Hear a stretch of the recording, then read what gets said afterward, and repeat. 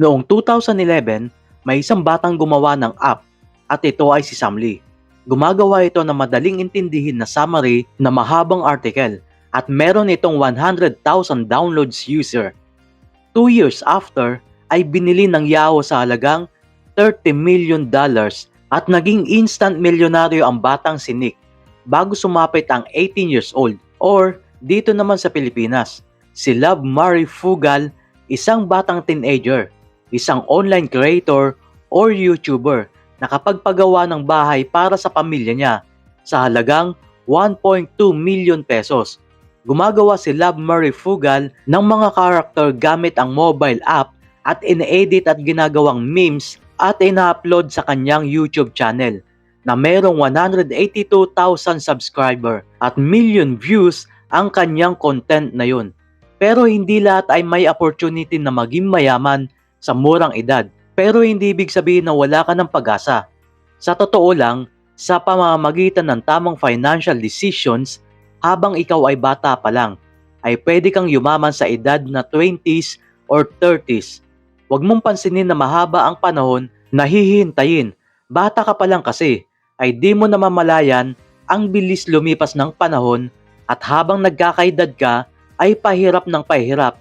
At dahil ngayon bata ka pa lang, wala kang iniintindi tulad ng renta sa bahay, shopping, pagkain, at iba pa. At kapag nakapagdesisyon ka na sa buhay na kailangan mo na mag-rent ng bahay at iba pang gastusin sa iyong sarili, then tuloy-tuloy na ito dahil may mga priorities at responsibilities. At habang nagkakaedad ka, ay nadadagdagan pa ito. By the way, noong bata pa lang ako, ay wala akong idea kung ano ang mutual fund at networking investment at paano kumita ng pera. Kaya kung bata ka pa lang at umabot ka sa video na ito, ay napakaswerte mo. Dapat may mentor ako tulad ng topic ko ngayon. Habang ginagawa ko ang video na ito, napatanong ako sa sarili ko, ano kaya ang bagay na alam ko noong bata pa lang ako? Paano ba maging mayaman? Kung bata ka pa lang, panoorin mo hanggang dulo dahil marami kang matututunan dito. Number 1. Mabilis kang makakaipon. Medyo nakakatawa pero let me explain, okay? Kung bata ka pa lang at nakatira ka sa magulang mo, then 100% ng expenses ay may iwasan mo. Kapag kailangan mo ng bahay, nakatira ka naman sa magulang mo. Gusto mo kumain? Sa bahay ka na lang kumain. At hindi na kailangan magluto, syempre, pero para sa akin, kung nakatira ka naman kasama magulang mo at nakapag-aaral ka naman, then pwede mong gawin ito. Sa paraan na ito, ay mabilis ka makakapag-save ng pera galing sa allowance mo. Mag-ipon habang bata pa at kung sakaling nakaipon ka na ng 10,000 pesos, ay pwede ka na magpatulong sa magulang mo na mag-open sa Call Financial habang wala ka pa sa tamang edad. At pwede ka na mag-invest sa empowered consumerism. Pwede mong gamitin ang kapangyarihan ng leverage sa ibang tao. At kung nakaipon ka na ng pera, huwag gamitin ito para bumili ng bagong cellphone. Hindi kasi importante ito. Naalala ko noon yung pinaka-latest na Nokia na may camera na pangarap ko dati. Kung binili ko yun dati, then basura na ngayon kasi wala na itong halaga. Kaya mas mabuti na lang mag-invest ka na lang sa mga bagay na tumataas ang value. Pero para makapagtabi ng pera ay kailangan mo rin kumita ng pera. Kung bibigyan ka ng magulang mo ng budget, then good for you. Number 2, maghanap ka ng extra income. Kung bata ka pa lang, may mga ibang bagay na pwede mong gawin na para kumita ng pera. Pwede kang magbenta online or mag-start ng isang YouTube channel, katulad ng binanggit ko kanina sa umpisa. Kung addict ka naman sa games, subukan mo mag-streaming or magsimula ka ng Fiverr account at tumanggap ng freelancing jobs. Pwede ka rin kumuha ng part-time jobs at kung meron ka pang ibang idea ay subukan mo. At kung nag-fail ka, walang problema dahil bata ka pa naman.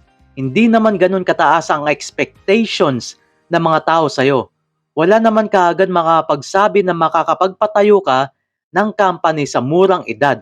Ang best part, kung nag-fail ka, ay may bahay ka pa naman na matutulugan at di ka magugutom kasi kasama mo ang magulang mo sa bahay. Sumubok ka ng mga bagay habang bata ka dahil hindi na mauulit ang pagkakataong ito. Number 3, ipagpatuloy mo lang ang pag-aaral mo. Huwag mong isipin na may mga estudyante na nag-drop out sa school at naging matagumpay sa buhay ay gagayahin mo na rin sila.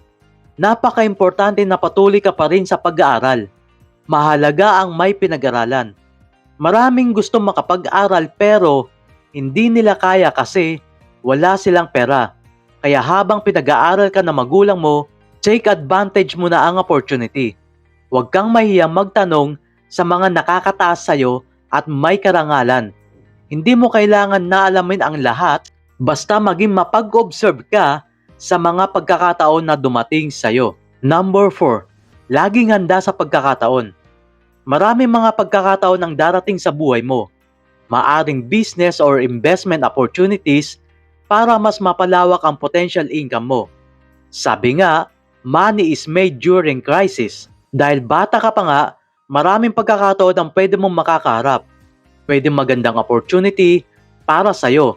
Basta ang importante, nakahanda ang pera mo na binuo mo ng ilang taon at kaalaman. Kaya kung wala kang nakikitang progress, huwag kang mag-alala. Tuloy mo lang ang ginagawa mong naumpisahan at dagdag kaalaman. Darating ang panahon at pasasalamatan mo ang iyong sarili na naging handa ka. Tandaan mo na hindi ka na magiging bata ulit. Kaya dapat mag-take advantage ka sa mga pagkakataon habang bata ka pa. Ikaw, ano ba ang pinagkakabalaan mo nung bata ka pa lang? Type mo lang sa comment section at sasagutin ko or igagawa ko ng video para sa susunod na video. In summary, ito ang 4 na paraan para yumaman habang bata ka pa. Number 1, mabilis kang makakaipon. Number 2, maghanap ka ng extra income. Number 3, ipagpatuloy mo lang ang pag-aaral mo at number 4, laging handa sa pagkakataon. Thank you for watching sa panonood ng video na ito. I hope na marami kang natutunan. At kung mahilig ka sa mga motivational video, business idea, at kung gusto mo magkaroon ng time and financial freedom, meron akong free bonus video training na inihanda para sa'yo. Ang kailangan mo lang gawin ay click mo yung link sa video na ito. At kung gusto mo matuto, si Marvin ang lapitan. Once again, this is Marvin Lapitan and see you in my next video. Thank you.